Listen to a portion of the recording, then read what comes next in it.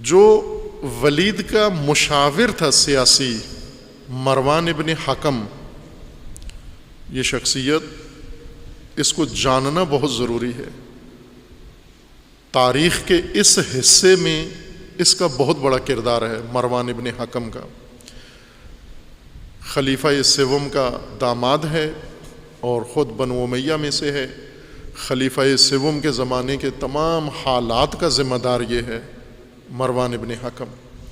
خلیفہ کے خلاف جو شورش ہوئی، اس شورش میں اس کا بڑا دخل ہے۔ توجہ کریں، بہت مرکزی کردار ہے مسلمانوں کی تاریخ میں، اور جس پر فقط بے شمار کر دیتے ہیں، لعنت کر دیتے ہیں، لیکن اسے پڑھتے نہیں ہیں مروان کو۔ مروان کیا تھا، اس کی حکمت عملی کیا تھی، اور کتنے لوگ اس کا شکار ہوئے، اور ایک شخص نے کیا کیا مسلمانوں کے ساتھ، دین کے ساتھ، مختلف طبقات کے ساتھ، قبائل کے ساتھ، بنو ہاشم کے ساتھ، خود بنو امیہ کے ساتھ کیا کیا اس نے۔ خلیفہ سوم کو ان حالات تک پہنچانے والا یہ مروان ابن حکم ہے۔ میں نے پہلے کسی اور بنو امیہ کے ایک اور فرد کے بارے میں کہا تھا کہ شیعہ عموماً وہ نفرت کی آنکھ سے سب کو دیکھتے ہیں، ان کی زندگیوں کا مطالعہ نہیں کرتے تاکہ شیعہ کو اصل ٹریجڈی سمجھ میں آئے۔ فقط جذباتی اور احساساتی اپنی بڑھاس نکالتے ہیں شیعہ۔ جب بھی کسی دشمن کا نام آتا ہے بے شمار کر کے گزر جاتے ہیں، اور اس بے شمار کو نہ اس کا نام پتہ ہے، نہ اس کا کام پتہ ہے، نہ اس کا طریقہ پتہ ہے، اور اسی وجہ سے یہ بے شمار خود اپنے زمانے کی مروانی سیاست کا شکار بھی ہے۔ یہ خود اس کے ساتھ بھی وہی ہو رہا ہے، یہ بھی مروان ہی کے چنگل میں ہے۔ اب پڑھے، ذرا حوصلے کے ساتھ تدبیر کرے، معاویہ کو پڑھو، معاویہ کی سیاست پڑھو، چونکہ آج دنیا میں معاویہ کی سیاست چل رہی ہے، آپ کے اوپر معاویہ کی سیاست کی حکمرانی ہے۔ جو آپ کے اوپر مسلط ہیں 70 سال سے، یہ معاویہ کی سیاست پڑھ کر آئے ہیں۔ ضیاء الحق نے کیا کیا؟ وہ معاویہ کی حکومت قائم کی، میرے شام کا نظام آپ کے اوپر مسلط کیا، اور وہی ابھی تک چلا آ رہا ہے۔ تو یہ چیپٹر پڑھیں آپ، اگر اس سے مقابلہ کرنا چاہتے ہیں، اگر اس سے نجات حاصل کرنا چاہتے ہیں تو اس کو پڑھنا پڑے گا آپ کو۔ بے شمار کافی نہیں ہے، بڑاس نکالنا کافی نہیں ہے۔ دشمن کی چال، دشمن کی تدبیر، دشمن کی سیاست، اس کو سمجھنا ضروری ہے۔ مروان کو ضرور پڑھیں، یہ کردار تاریخ میں، اب ذرا سنیں یہ تھا کیا۔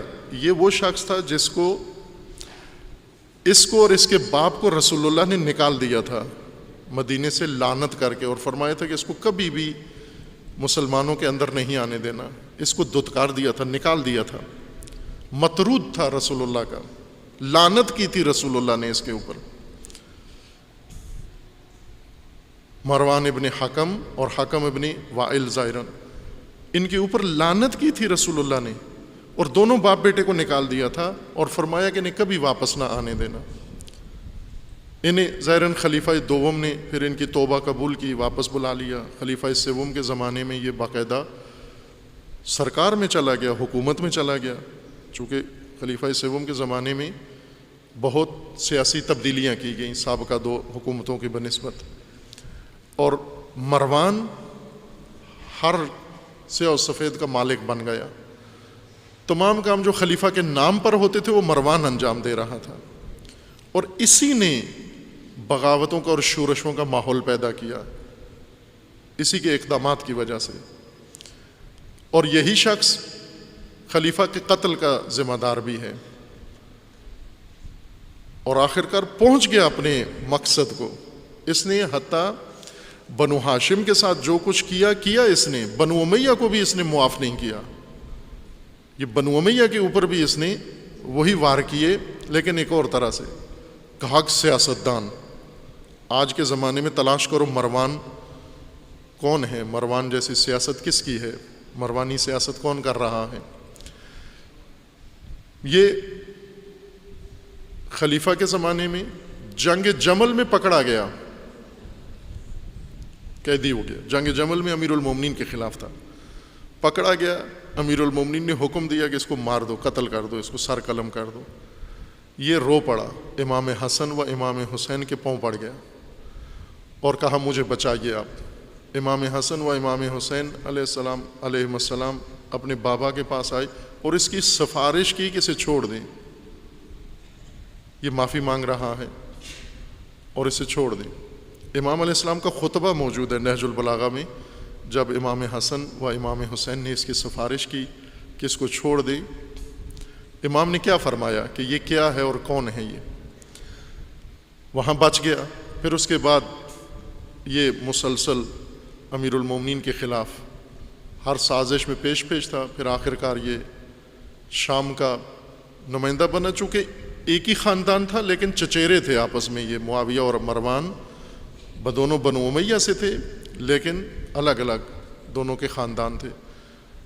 پہلے امیر شام نے اس پر اعتماد نہیں کیا مروان کے اوپر، چونکہ پتہ تھا کہ اس نے خلیفہ سوم کے ساتھ کیا کیا ہے، اتنی قریب رشتہ داری کے باوجود خلیفہ کے ساتھ اس نے کیا کیا ہے، یہ میرے ساتھ بھی وہی حشر کرے گا۔ باہر کے طرار تھا، بہت عیار، اس نے آخر کار امیر شام کا اعتماد بھی حاصل کر لیا۔ پہلے امیر شام اس پر اعتماد نہیں کرتا تھا، بلکہ تاریخوں میں لکھا ہے کہ امیر شام جب بھی اس سے بات کرتا تھا گالی دے کر بات کرتا تھا، سب کے سامنے گندی گالی دیتا تھا، ماں کی اس کو،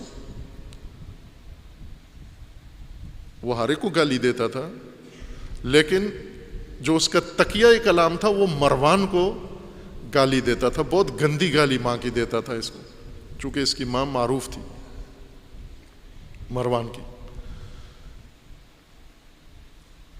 یہ شخص پھر قریب ہوا، مشاور بنا، اس نے بہت تقاضا کیا کہ مجھے کوئی عہدہ دیا جائے، لیکن امیر شام نے اس کو جلدی کوئی عہدہ نہیں دیا۔ پھر آہستہ آہستہ یہ مشاورین کا کردار ادا کرتا رہا مدینہ میں، پھر اس کے بعد شام منتقل ہو گیا، پھر شام میں جا کر اس نے بہت بنیادی ذمہ داریاں، حکومتی مرکزی ذمہ داریاں لے لیں، اور کرتے کرتے آل سفیان سے اس نے اقتدار چھین لیا، ابو سفیان کی اولاد سے چھین لیا۔ معاویہ ابو سفیان کا بیٹا ہے، معاویہ کے مرنے کے بعد یزید اقتدار میں آیا، یزید کے بعد یزید کا بھائی، اس کا نام بھی معاویہ تھا، معاویہ دوم، یہ اقتدار میں آیا، لیکن وہ زیادہ دیر حکومت اس نے کی نہیں، چھوڑ دی اس نے حکومت، اور اس سے مروان نے لے لی، اب خلیفہ مروان ہو گیا، یہ خود حاکم ہو گیا تمام مملکت کا۔ اور اس کے بعد سب آل مروان آئے، عبد الملک ابن مروان، ولید ابن عبد الملک، یہ اس کی اولاد سے ہیں، جنہوں نے ظلم کی انتہا کی بعد میں، وہ اس کی اولاد میں سے تھے، یہ حاکم بنا۔ ایک شخص رسول اللہ کا دتکارا ہوا ملعون مسلمانوں کا حاکم بھی بنا، اقتدار میں بھی آیا۔ وہاں تک اس نے سفر کیا اور بہت اہم کردار، ہر واقعے میں اس نے اہم کردار ادا کیا۔ سید الشہداء علیہ السلام جب مدینہ میں، چونکہ یہ سیاسی تھا، بنو امیہ کا خالص سیاسی فرد یہ تھا، ولید بعضوں کے بقول نا تجربہ کار تھا، غیر سیاسی تھا، یا بعضوں کے بقول نرم دل تھا، یہ حدثیں گیسیں گمان ہیں سارے ولید کے بارے میں، یہ سارے پلید خاندان تھا، ایک سے بدتر ایک تھا، لیکن شخصیتی فرق ہوتا ہے، شخصیتوں میں فرق ہوتا ہے، شمر میں اور خولی میں بھی فرق ہے، شمر میں اور عمر سعد میں فرق ہے، شمر میں اور حرملہ میں فرق ہے، شخصیت کا فرق ہوتا ہے، جلادوں میں بھی آپس میں فرق ہوتا ہے شخصیت کا۔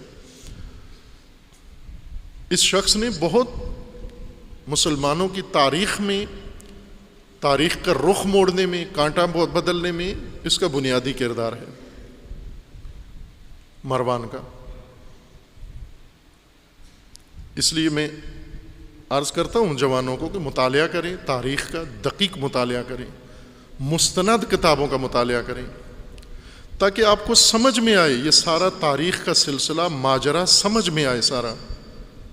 اور پھر وہ اس آئینے میں دیکھو، آج کے زمانے کو دیکھو کہ یہاں کیا ہو رہا ہے.